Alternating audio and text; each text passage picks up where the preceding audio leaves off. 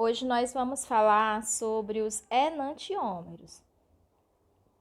Trata-se de um conteúdo de química do terceiro ano que está relacionado ao que nós já estudamos sobre os isômeros. Então, para quem não se lembra, vamos falar rapidamente sobre o que são os isômeros.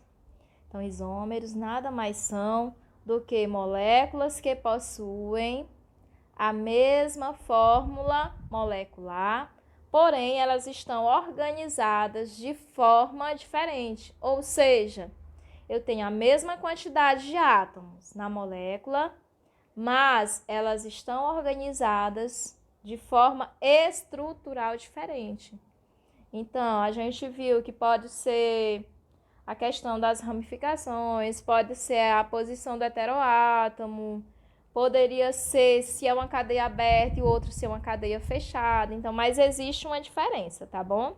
Os isômeros têm a mesma fórmula molecular, mas a fórmula estrutural é diferente.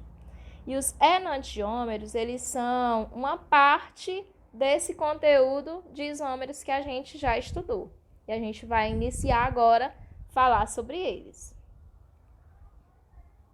Então, os enantiômeros são isômeros que apresentam atividade óptica. O que é uma atividade óptica? São aqueles isômeros que possuem uma capacidade reflexiva de luz, como a gente vai ver daqui a pouco na classificação deles. Os enantiômeros, eles também podem ser chamados de enantimorfos, alguns autores os chamam dessa forma, embora seja mais comum a gente ver o termo enantiômeros. E eles podem ter uma nomenclatura ainda mais especial, diferente em determinada situação. Então, eles podem também ser chamados de moléculas quirais. Quando isso pode acontecer? Porque eles são moléculas assimétricas e não sobreponíveis. Quando eu digo não sobreponíveis, significa que eu não tenho como colocar um em cima do outro e eles ficarem exatamente iguais. Porque, embora sejam especulares, ou seja, embora um seja o reflexo do outro, mas eles não conseguem se sobrepor. A gente vai ver aqui nessas características como é que isso é visualizado. Então, características dos enantiômeros. São moléculas assimétricas. A gente estuda isso também lá na biologia, né? Simetria é quando você reparte e tem partes iguais. Por exemplo, nosso corpo. Se eu me dividir aqui, o que é que eu tenho? Um braço de um lado e do outro, olhos de um lado e do outro, metade do nariz, metade da boca. Então, eu tenho o quê? Uma simetria. Já no caso dos enantiômeros, observem essa linha que foi passada aí. O que é que acontece? De um lado eu tenho o hidrogênio, do outro eu tenho o bromo. Então, eles não são duas partes iguais quando eu divido. Por isso, eu chamo de molécula assimétrica, tá bem? Outra característica, são a imagem especular um do outro. Então, como eu disse ali, o que é que acontece? É como se um estivesse na frente do outro no espelho, olha.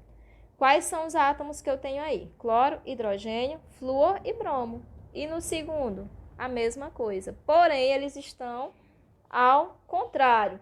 Ou seja, eles estão uma imagem especular um do outro, tá? Uma outra característica, não são sobreponíveis, que a gente falou agora há pouco. Então, se eu colocar um em cima do outro, eles não ficam iguais, tá? É como se a gente tivesse, ó, aqui o espelho, aqui a minha mão. Quando eu coloco a imagem da outra, ó, não fica igual. O polegar está para um lado, o outro polegar está para o outro. Então, não são sobreponíveis. Especular é uma coisa, sobreponível outra.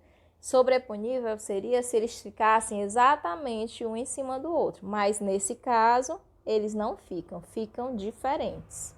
São características dos enantiômeros. E quais os tipos de enantiômeros que eu tenho? Levógeras e dextrógeras. Levógeras, negativo. Por que negativo? Porque eles, quando opticamente ativos, eles giram a luz plana polarizada para a esquerda, no sentido anti-horário. Já os dextrógeras são positivos. Quando polarizados, eles giram a luz plana para a direita, no sentido horário, como o relógio. Então, vai girar no mesmo sentido do relógio. Por isso é chamado de sentido horário. Tem o exemplo aí pra gente do ácido láctico aqui embaixo. Esse asterisco no carbono indica que ele é quiral, ou seja, trata-se de uma molécula quiral que a gente viu lá no início, quando você tem os 4 ligantes diferentes. Quem são aí nesse caso? OH, H, CH3 e COOH. Então, são 4 ligantes diferentes, por isso ele está com esse asterisco, indicando o carbono quiral, tá? Observem que um está com D e o outro está com L, indicando exatamente a classificação, levógenas e dextrógenas, tá?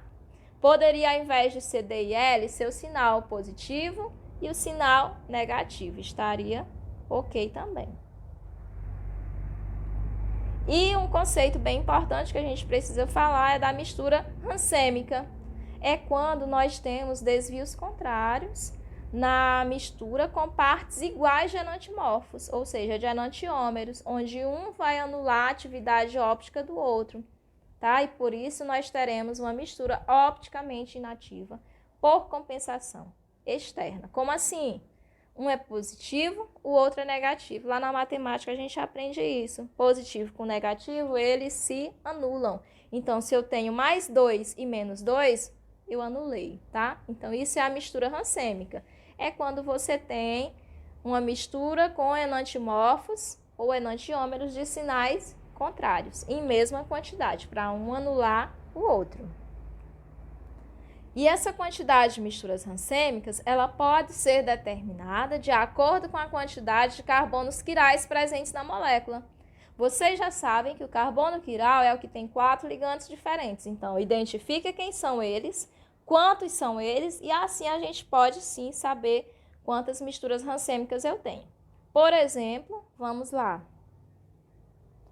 Quantas misturas rancêmicas há na molécula de glicose abaixo? Então, eu já coloquei aí o asterisco na molécula de glicose para que vocês possam visualizar. E nesse caso, eu tenho 4 carbonos quirais. A fórmula é 2 elevado a N. N é número de carbonos quirais. Então, 2 elevado a 4, 16. Eu tenho 16 enantiômeros nesse exemplo. Se são 16 enantiômeros, e eu sei que são 2 tipos de enantiômeros, 16 dividido por 2, 8. Então, são 8 dextrógenos, 8 levógenos. Então, o que é que eu tenho? 8 misturas rancêmicas, porque formam 8 de cada um, certo? Bem simples assim. E aqui eu coloquei um exemplo de enantiômero que causou muita polêmica, já foi até questão de Enem. Na época, ele trouxe muitos problemas às mulheres grávidas. Trata-se de um remédio que era para controle de enjoos, né? Chamado de talidomida, que ele tem um enantiômero classificado como teratogênico, o qual causava efeitos maléficos, como a má formação do feto. Então, o que não se sabia era que quando a mulher tomava essa medicação, o organismo tratava de transformar esse medicamento no enantiômero dele. E aí eu tinha o agente teratogênico que levava a má formação fetal. Então, foi uma época onde muitas crianças das mães que fizeram uso desse remédio nasceram com má formação. Até então, depois se descobriu o porquê que isso estava acontecendo. Para vocês terem uma noção de quanto a química é importante no nosso dia a dia para a nossa saúde, certo? Muito importante. E aqui está uma questão do Enem de 2014 falando justamente sobre a talidomida. Sedativo leve, muito utilizado no tratamento de náuseas comuns no início da gravidez.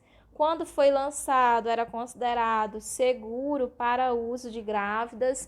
Era administrado como uma mistura rancêmica composta pelos 2 enantiômeros, RS, que é a mesma coisa que a gente falou lá do positivo e negativo. Entretanto, não se sabia na época que o S levava a má formação congênita. Então, essa má formação congênita ocorre por quê? Aí tem as alternativas. eles reagem entre si, não podem ser separados, não estão presentes em partes iguais, interagem de maneira distinta com o organismo ou são estruturas com diferentes grupos funcionais. Então, a alternativa certa, interagem de maneira distinta com o organismo. A própria questão, como é uma característica de questões do Enem, ela já dizia, né, que o próprio organismo ele trata de transformar esse enantiômero no seu teratogênico.